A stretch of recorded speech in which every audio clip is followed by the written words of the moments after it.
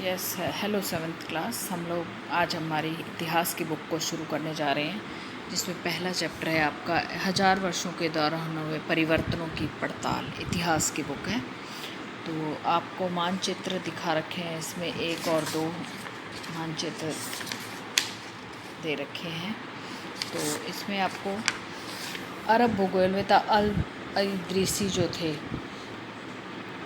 उन्होंने 1154 में इसको बनाया था। जो नक्शा दिया गया उसके द्वारा बनाए गए दुनिया के बड़े हिस्से मानचित्र का हिस्सा भारतीय उपमहाद्वीप को दर्शाता है।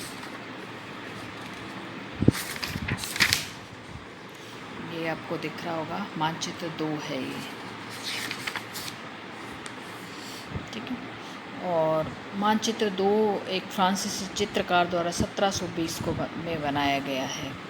ये मानचित्र 1 है आपका, और वो मानचित्र 2 है। तो इसमें जो है ये अरब भूगोलवेत्ता अल इद्रीसी के द्वारा बनाया गया था, 1 नंबर वाला। और दूसरा जो है वो एक फ्रांसीसी चित्रकार द्वारा 1720 में बनाया गया। दोनों नक्शे एक ही इलाके के हैं, पर काफ़ी अंतर है। अल इद्रीसी के नक्शे में दक्षिण भारत उस जगह है जहाँ हम आज उत्तर भारत को ढूंढेंगे। श्रीलंका का द्वीप ऊपर की तरफ है, ये श्रीलंका दिख रहा है आपको, लेकिन ये हमें नक्शे में ऊपर दिख रहा है। भारत हमारा ऐसे दिख रहा है। जगहों के नाम जो हैं अरबी में दिए गए हैं, कुछ जाने पहचाने नाम भी हैं, जैसे कि उत्तर प्रदेश का कन्नौज। 2 मानचित्र के बनने से पहले 600 वर्ष बाद ये दूसरा मानचित्र है। इस काल महाद्वीप में उपमहाद्वीपों के बारे में सूचनाएं काफ़ी बदल गई, तो ये नक्शा हमें ज़्यादा सही लग रहा है उससे। तटीय इलाकों के बारे में हमें जानकारी पूरी मिल रही है, पूरा दिख रहा है। भारत का नक्शा अभी भी ऐसा ही लगता है। यूरोप के नाविक और व्यापारी अपनी समुद्री यात्रा के लिए इस नक्शे का इस्तेमाल करते थे। इतनी महत्वपूर्ण एक और बात है कि दूसरे युग का मानचित्रांकन विज्ञान भी बहुत बदल गया। इतिहासकार जब बीते युग के दस्तावेजों, नक्शों, लेखों का अध्ययन करते हैं तो उनको ऐतिहासिक पृष्ठभूमि का ध्यान रखना पड़ता है।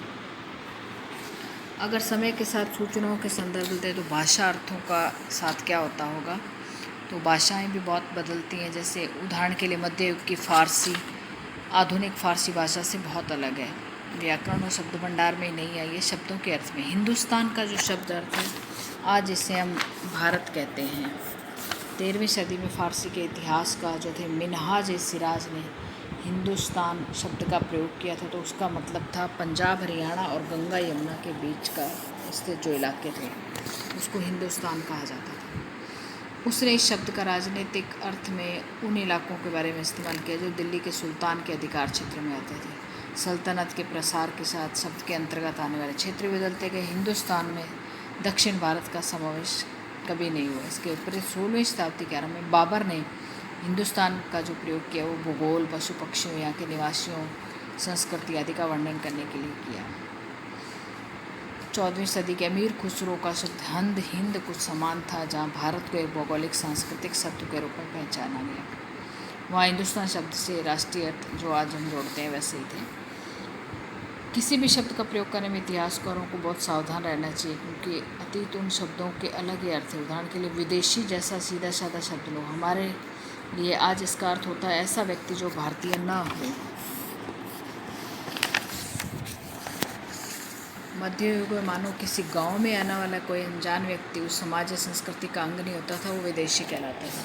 तो आज की और उस टाइम की परिभाषा में क्या आ गया, विदेशी की अंतर आ गया। जो को हिंदी परदेसी, फारसी, अजनबी कहा जाता था, और किसी नगरवासी के लिए वनवासी विदेशी होता था। किंतु एक ही गांव में रहने वाले किसान अलग अलग धार्मिक या जाति परंपरा को मिलने वाले के एक दूसरे विदेशी नहीं होते। इतिहासकारों को क्या स्रोत चाहिए? इतिहासकार जो होते हैं वो किस युग का अध्ययन करते हैं, उनकी खोज प्रकृति क्या होती है, अलग अलग स्रोतों का वो सहारा लेते हैं। उदाहरण के लिए गुप्त वंश के शासकों में हर्षवर्धन के बारे में पढ़ा होगा, तो हम इस पुस्तक में जो है 750 से 1750 इसका अध्ययन पढ़ने वाले हैं। इस काल के अध्ययन के लिए जो बहुत से स्रोत मिलेंगे वो हमें होगा सिक्के, शिलालेख, भवन निर्माण, लिखित सामग्री पर निर्भर होते हैं।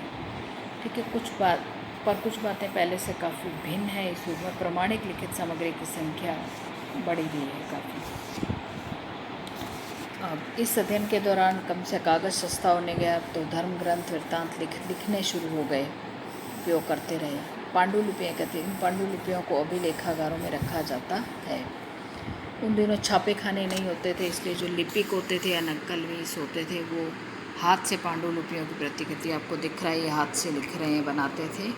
जैसे किसी कॉपी से हम होमवर्क पूरा करते हैं हमारा, वैसा ही काम ये लोग करते थे। ये एक लिपिक आपको दिख रहा है काम करते हुए।